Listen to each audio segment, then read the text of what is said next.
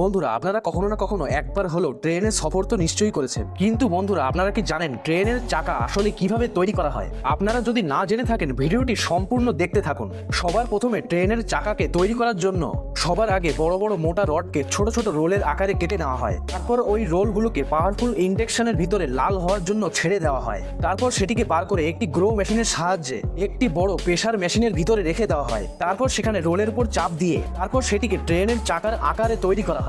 এরপর আরেকটা মেশিনের সাহায্যে চাকায় খাঁজ তৈরি করা হয়। এরপর ভালোভাবে খাঁজ তৈরি হয়ে গেলে তারপর আরেকটি মেশিনের সাহায্যে চাকার মাঝখানে ফুটো করে দেওয়া হয়। তারপর এই প্রসেসটি সম্পূর্ণ হওয়ার পরে এরপর একটি সেন্সর মেশিনের সাহায্যে এরপর চাকার লেন্থ এবং ওজন চেক করা হয়। এরপর সবার শেষে গরম চাকাটিকে তুলে ঠান্ডা পানিতে ঠান্ডা করতে দেওয়া হয়। এরপর চাকাটিকে তুলে ফাইলিং মেশিনের সাহায্যে উপর থেকে লেয়ার তৈরি করা হয়। এরপর চাকাটিকে এক্সেলে পরীক্ষা করা হয়। এরপর চাকাটিকে ট্রেনে লাগানোর জন্য পাঠিয়ে দেওয়া হয়। আশা করি সবাই বুঝতে পেরেছেন বন্ধুরা।